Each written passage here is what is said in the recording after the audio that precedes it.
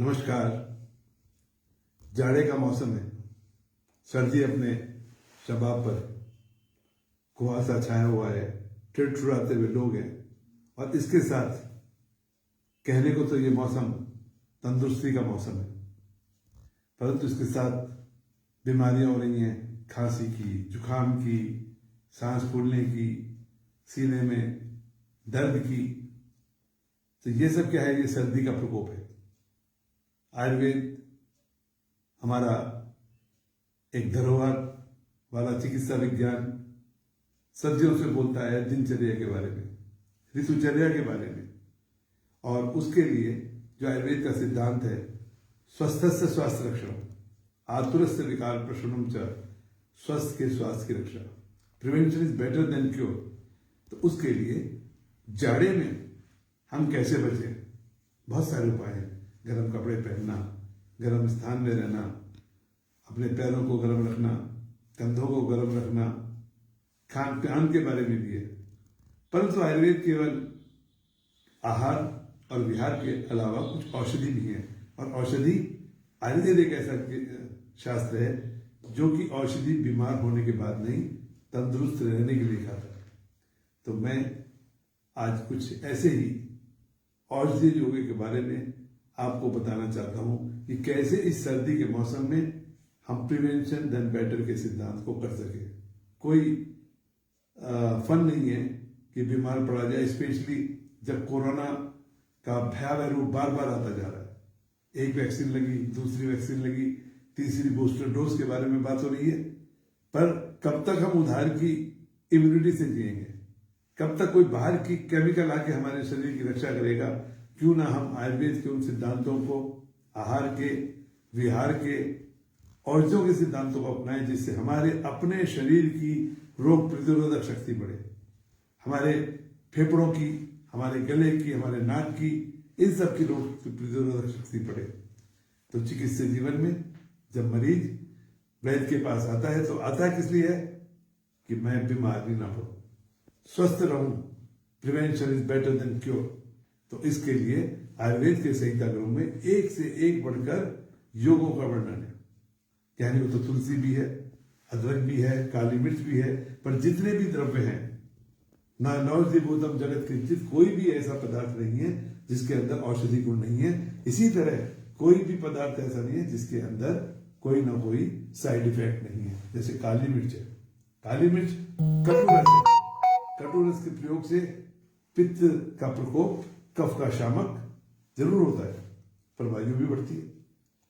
तो लंबे समय तक अगर काली मिर्च का प्रयोग किया जाएगा, उष्ण वीर्य द्रव्य अदरक का प्रयोग किया जाएगा, तो उनका लाभ तो होगा, परंतु हानि होने की संभावना भी रहेगी। इसीलिए आयुर्वेद के ऋषि मुनियों ने प्रतिपादित किया पॉलीहर्बल का, मतलब जिसमें कई सारी जड़ी बूटियां हैं। तो सबसे पहले मैं आयुर्वेद का एक बहुत ही उम्दा शास्त्रीय योग है जो कि सर्दी से बचाता है, शरीर में रसायन कर्म करता है, उसका नाम है चित्रक हरितकी। चित्रक एक जड़ी बूटी है, ऊष्मवीर्य है, लघु है, कटुरस है और कटु विपाक है। परंतु इसी औषधि में जो दूसरा आंवला है, आंवला अम्ल रस है, कषाय रस है और मधुर विपाक है।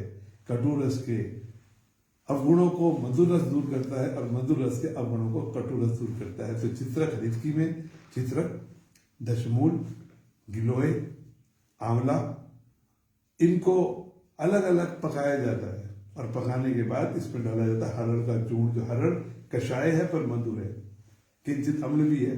तो ये जितने भी द्रव्य पदार्थ हैं एक पॉलीहर्बल में, वो त्रिदोष नाशक होते हैं। एक का गुण कटु है, दूसरे का मधुर है, एक का तिक्त है तो दूसरे का मधुर है। तो इन सब के पॉलीहर्बल से ये त्रिदोष नाशक योग बनता है।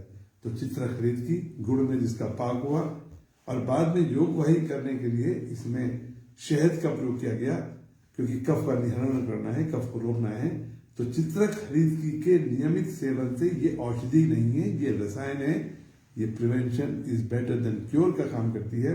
तो अभी कार्तिक पूर्णिमा के बाद 3 वर्ष पुरानी चित्रक की जड़ को खेत से निकालकर, अभी बाजार में पके हुए आंवले, ताजे आंवलों का रस निकालकर दशमूल की जड़ों को निकालकर उसका क्वाथ बनाकर और अंगूठे से 10 मोटी ताजी गिलोय का काढ़ा बनाकर जब इसको पकाया जाता है गुड़ में और फिर डाला जाता है इसमें हरितकी का चूर्ण जो अभी पक्के तैयार हुई है, खेतों में पेड़ों पे पक्के तैयार हुई है, और कुछ और 7-8 जड़ी बूटियों का चूर्ण, तो ये दिव्य रसायन बनती है। अपने चिकित्सीय जीवन में देखा है कि फेफड़ों में दर्द हो रहा हो, फुफ्फुस पाक हो, नमूनिया हो चुका हो, बार बार खांसी जुकाम होता हो, तो ऐसे में जब सर्दी लग गई है, क्योंकि सर्दी लगने से शरीर में क्या होता है, फेफड़ों के अंदर सूजन आती है, सांस की नली में सूजन आती है, इसीलिए सर्दी में इन बीमारियों का प्रकोप ज्यादा रहता है। पर आयुर्वेद के चित्रहरितकी का सेवन इस मौसम से लेकर होली तक, हेमंत ऋतु और शिशिर ऋतु कफ का संचय काल है, तो कफ के संचय को रोकेगी, कफ का निहरण करेगी और शरीर में रसायन का काम करेगी। तो एक है चित्रहरितकी जो जाड़ा हो कपड़ों के साथ ये आहार औषध के तौर पर हम इसको प्रयोग कर सकते हैं, prevention then better than cure. दूसरी औषधि जो कि स्वयं सिद्ध है, जो कि अनुभव जन्य के साथ साथ अनुसंधान जन्य भी है, जिसके ऊपर अनुसंधान हुए हैं, आज की रिसर्च मेथोडोलॉजी के साथ रैंडमाइज कंट्रोल ट्रायल हुए हैं। तो एक दवा है जो 18 जड़ी बूटियों और मंडूर भस्म के साथ बनी है, ये भी एक त्रिदोष नाशक औषधि है, जहां इसमें जड़ी बूटियां तिक्त और कषाय रस प्रधान है, कटु रस प्रधान है, मंडूर भस्म मधुर रस प्रधान है। मधुर रस के दोषों को कटु तिक्त कषाय का जो मिश्रण है वो दूर करता है, और कटु तिक्त कषाय के अवगुणों को मधुर रस दूर करता है। बाकी तो यही है, ये भी त्रिदोषक है। पर अनुसंधान से पता चला है कि ये दवा 18 जड़ी बूटियों और मंडूर भस्म के साथ, जिसको इम्बो नाम दिया गया है, ये एंटी इन्फ्लेमेटरी है, सूजन को खत्म करती है, ये एंटी हिस्टामिनिक है, एंटी एलर्जिक है, नेचुरल किलर सेल है, इम्यूनिटी बूस्टर है। तो इम्यूनिटी बूस्टर के 3 मानक है, anti inflammatory, anti histaminic and natural killer cell. इन तीनों के साथ इसके अंदर है हिपेटो प्रोटेक्टिव, एंटी फाइब्रोटिक, इन गुणों को। और अनुसंधान से पता चला है कि ये जो एलोपैथी की एंटी हिस्टामिनिक जो फेमस दवाइयां हैं, उनके सापेक्ष 4 गुना ज्यादा फायदा करती है, और 4 गुना है इसके साइड इफेक्ट कम। और असर दवा का होता है मुंह में डालते ही पहले मिनट के अंदर। अभी एक एक्सपेरिमेंट किया जा रहा है जिसमें लार के ऊपर इस दवा को, इम्बो को डाला जा रहा है, तो देखने में आया कि इसके अंदर 3 पीक बनती हैं, जो कि लार में डालते ही बनती है। इसका मतलब है कि आयुर्वेद की जो औषधि है वो मुंह के अंदर जाते ही 1 मिनट के अंदर अपने अंदर कुछ पीक बनाती है। फर्दर रिसर्च इस पर जारी है कि ये पीक किस चीज की है, परंतु जो इसके क्लिनिकल परिणाम है उससे देखने से लगता है कि ये बकल म्यूकोसा के इम्यून सिस्टम को बढ़ा देंगे।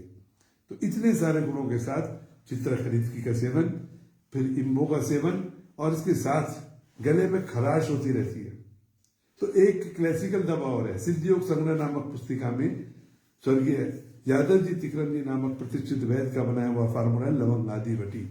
लौंग, अनार के सूखे छिलके, सुहागा, मुलेठी का सत्व, इन सब चीजों के साथ बनाई हुई ये जो लवंग आदि वटी है, जब तक मुंह के अंदर रहती है तब तक खांसी उठती नहीं है। निरापद औषधि है, कोई केमिकल नहीं है। तो अगर कोई व्यक्ति चाहता है कि सर्दी से बचूं, तो प्रतिकार तो करो ही, उपाय तो करो ही, पर चित्रहरितकी जैसा रसायन, इम्बो जैसा पॉलीहर्बल और लवंग आदि, और इसके साथ एक बहुत ही अच्छा पेय पदार्थ है जिसको सुगंधित चाय कहते हैं, और हमने उसका नाम दिया पड़ाव एरोमा टी। इसके अंदर है तुलसी के सूखे पत्ते, पान के सूखे पत्ते, अड़ूसा के सूखे हुए पत्ते, दालचीनी, बड़ी इलायची के बीज, मजीठ, जावित्री, सौंठ और पीपल, इनका मिश्रण करके एक बनता है सुगंधित पेय, जिसको हम पड़ाव एरोमा टी बोलते हैं। इसको लगातार पीने से भी खांसी नहीं होती है। तो मैंने आपके सामने पेश किया इस सर्दी का मौसम, जहां ये किसी के लिए जानलेवा है, तो ये बेहतरीन भी है। अगर सर्दी शबाब पे है तो इस सर्दी का आनंद लीजिए चित्रहरितकी के साथ, इम्बो के साथ, पड़ाव एरोमा टी के साथ और लवंग आदि के साथ, और खाइए पौष्टिक आहार। अब दाल खेत में पक गई है, अरहर की दाल पक गई है, इस समय प्रोटीन रिच डाइट लेनी है, इसीलिए कुदरत ने हमको दालें देनी शुरू की है। बाजरे का सेवन करें, गुड़ का सेवन करें, और मूली, अदरक, ये जितने भी चरपरे पदार्थ हैं, तिक्त पदार्थ हैं, इन पदार्थों का सेवन करें। हाँ, एक चीज बिल्कुल ना करें, दिन में सोए नहीं।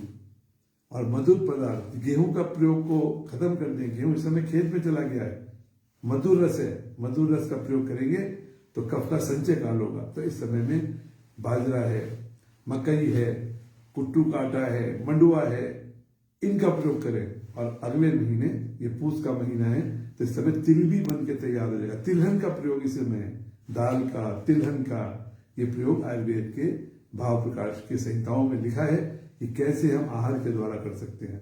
तो कुछ औषधियां, कुछ आहार और कुछ विहार कि अपने शरीर को सर्दी से बचाइए, सर्दी से एक्सपोज ना करें। अमूमन देखा गया है कि शादी ब्याह का सीजन है, बहुत सारी हमारी माताएं बहनें वो कम कपड़े पहन के वहां जाती हैं। तो सर्दी ऐसा नहीं कि उनके लिए अलग है, पर उस सर्दी से वो अपने को एक्सपोज करते हैं, तो ठंडी लगती है, फेफड़ों में सूजन आती है, और अगले दिन या दूसरे तीसरे दिन उनको लगता है। अभी क्रिसमस के मौके पर कुछ बच्चे लोग लाल कपड़ा पहनेंगे, उसमें घूम रहे थे, उससे सर्दी लगी, और आज वो फेफड़ों के संक्रमण से जूझ रहे हैं। तो शरीर को बचाइए, स्वास्थ्य रक्षण आयुर्वेद का सिद्धांत है। Prevention is better than cure है। कोरोना काल में अपने को बचा के रखें, आयुर्वेद की रस औषधियों का प्रयोग करें, और अपने आप को बीमारियों से दूर रखें। धन्यवाद, और जाड़ों को आनंद लें। नमस्कार।